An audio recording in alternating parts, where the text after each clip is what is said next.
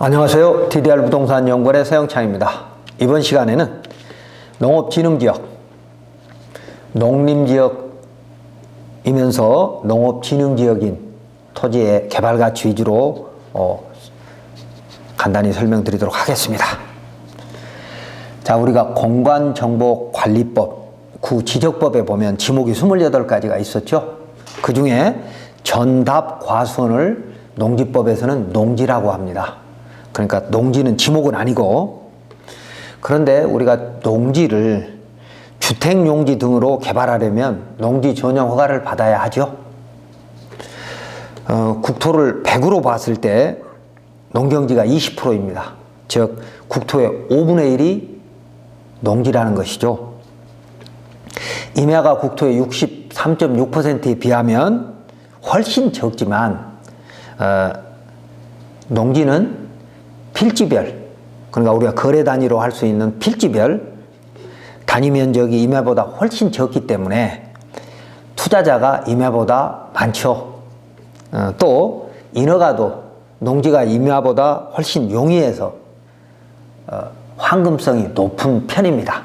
임야에 비해서는.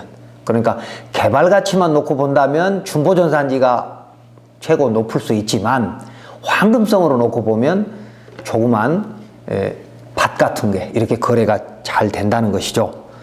특히 농지 중에도 경치 좋은 남양의 산자락 아래에 있는 밭, 이런 것들은 경지정리된 것보다 훨씬 가격이 비싸죠.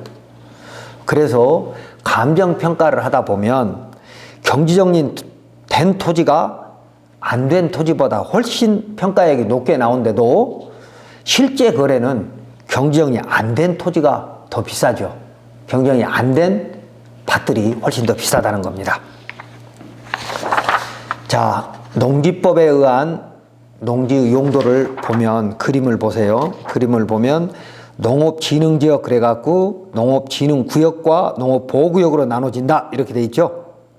그런데 농업진흥지역으로 지정되지 않은 것을 우리는 농업진흥지역 외지역이라고 법에 돼 있는데 우리는 일반 농지라고 부르고요. 농업진흥지역을 우리는 진흥농지라고 부르죠. 그래서 농지 중에 농업진흥지역으로 지정하는 것이 있고, 그리고 지정되지 않는 일반 농지가 있는데, 농업진흥지역은 다시 진흥구역과 보호구역으로 이렇게 나눠진다 라고 생각하시면서, 농업진흥지역은 국토계획법 76조 5항 3호에 의해서 농지법의 허용 건축물의 용도가 있다. 국토계획법이 있지 않다 이겁니다. 그래서 농지는 농업진흥지역 외지역, 일반 농지는 허가 기준이라든지 여러 가지 용도 제한들이 국토계획법과 농지법에 동시에 있다라고 봐야 되는데, 허가 기준 같은 걸 말입니다. 그러나 농업진흥지역은 농지법의 행위 제한만 받는다. 그러니까 건축물 용도를 말하는 겁니다. 그리고 외지역인 일반 농지는 국계법에 의한 용도지역을 받고, 농지법에도 일부 받는 것도 있습니다. 예를 들면 면적 제한이라든지 이런 것들이 있을 수 있어요. 그래서 즉 농지의 건축 허가를 받으려면 용도지역에 따라 건축물 허용 용도가 다르고, 또 용도지역에 따라 개발행위 허가 기준도 다를 수 있으므로 일반 농지, 진흥농지, 진흥농지도 다시 진흥구역과 보호구역으로 나눠진다. 이런 기본적인 사항은 알고 있어야 될 겁니다. 도시지역과 계획관리지역, 개발진흥지구는 개발을 할 때 농지 전용 면적 제한이 없습니다.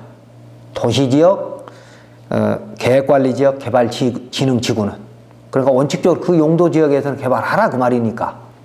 그러나 그 외의 용도지역에서는 농지 전용에도 면적 제한이 있다라고 알고 계시고요.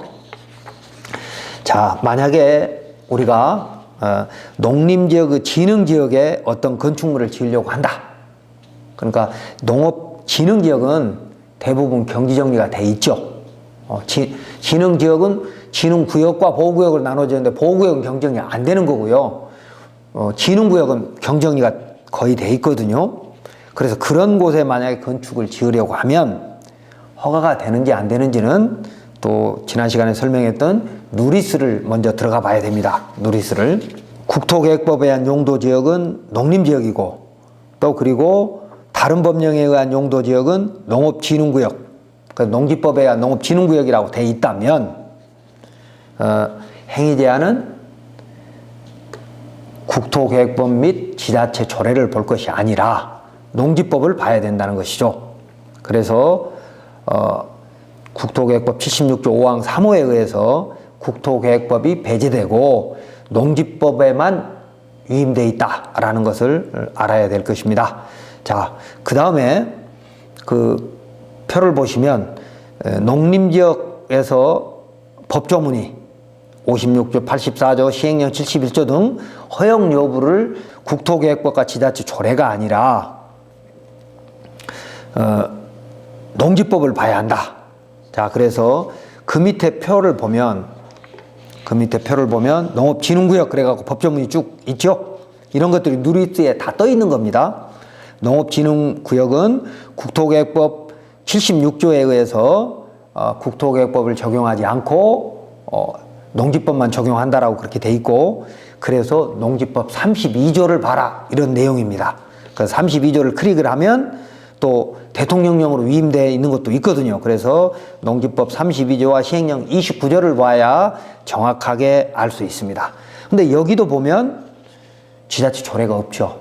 그 말은 농업진흥지역은 법으로 전국을 똑같이 규제를 하는구나 라는 걸 알 수 있고요. 지자체 조례로 위임이 안 돼 있다는 것이죠. 국토계획법은 21가지 용도지역에 지자체 조례가 다 위임이 돼 있잖아요. 그런데 농지법과 산지법에는 지자체 조례로 위임된 게 없다. 건축물 용도만은 개발행위 기준이나 산지전용 허가 기준, 농지전용 허가 기준 등은 지자체 도시계획조례로 위임이 돼 있지만 건축물 허용 용도만은 지자체 조례로 위임이 안 돼 있다. 자, 그래서 농지전용 허가 기준은 지자체마다 다를 수 있기 때문에 반드시 토목측량설계사무실이나 시군구청의 농지과에 질문해 봐야 합니다. 이유는 예를 들면 이런 겁니다. 수도권에는 농업진흥지역에 농업인 주택을 허용해 주지 않는 곳도 있습니다. 지방은 농업진흥지역에 농업인 주택 허가되거든요, 대부분. 그런데 수도권이나 대도시 인근은 안 되는 경우도 있습니다. 또 그리고 농업진흥지역에서 해제됐어도 경지정리가 된 우량농지는 일반 주택을 허용하지 않기 때문에 유의해야 됩니다. 그래서 허가권자의 재량권이 농지법에 있습니다. 우량농지는 재량적 판단을 해도 좋다라고 농지법이 되어 있는 거죠. 반면 인구를 늘려야 하는 지방의 지자체는 현지 농업인 자격을 갖추면 농업진흥지역에 곧바로 농업인 주택을 지을 수 있도록 하고 있습니다.